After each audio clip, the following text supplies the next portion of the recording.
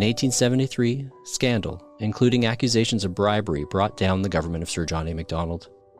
At that time, Governor-General Lord Dufferin called on Alexander Mackenzie to form a new government until an election could be held in January of 1874.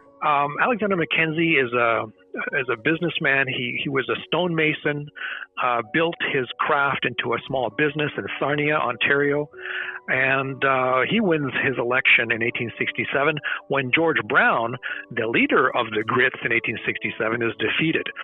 So Alexander Mackenzie will gradually, comes out as one of the winners in the 1867 election because he slowly gets established as the leader of the Liberal Party in Ottawa. He is, as I said, a liberal, a Grit. He advocates for the secret ballot.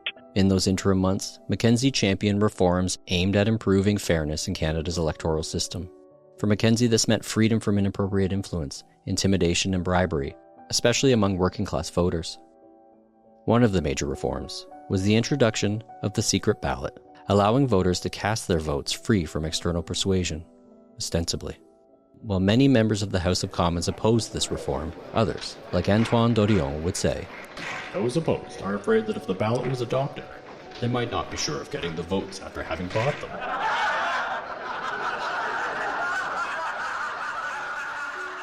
No doubt that democracy is vastly improved as a result of the secret ballot. The secret ballot allows for more civility, a franker exchange of views, and there's no doubt that it levels the playing field. It's not the muscle guys who are going to make a decision on the vote. It's going to be the quiet reflection of individual citizens. While the secret ballot did not erase corruption and coercion in Canada's electoral process then and there, it was a stepping stone in the development of a freer, fairer electoral system, which would take another 100 years to come to fruition. For subsequent decades, the right to vote remained the privilege of a select few, namely, white, property-owning men. Evolving federal policies excluded women, Indigenous peoples, and many racial minorities from participating in the electoral process. The women's suffrage movement in Canada gained momentum in the late 19th and early 20th centuries. Inspired by suffrage movements around the world, primarily white Canadian women began organizing for their right to vote.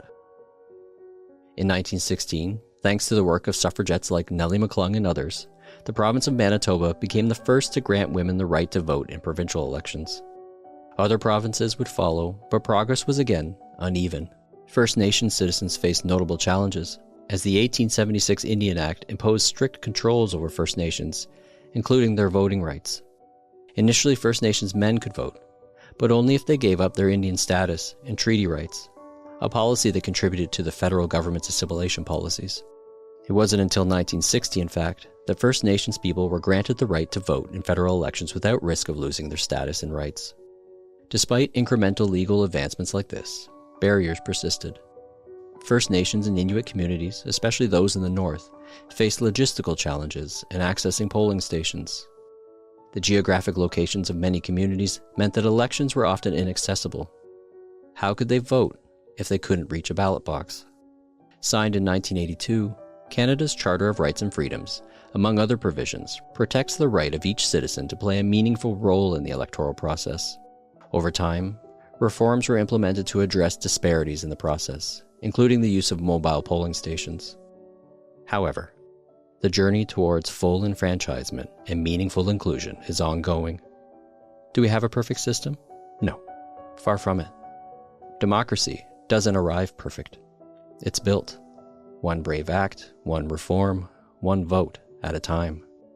And as we face increasing threats to our democracy, whether they be disinformation campaigns, foreign interference, or whatever the future holds, the integrity of our electoral system requires engaged and informed citizens, a free press, a secret ballot, and ethical, politically conscious participants.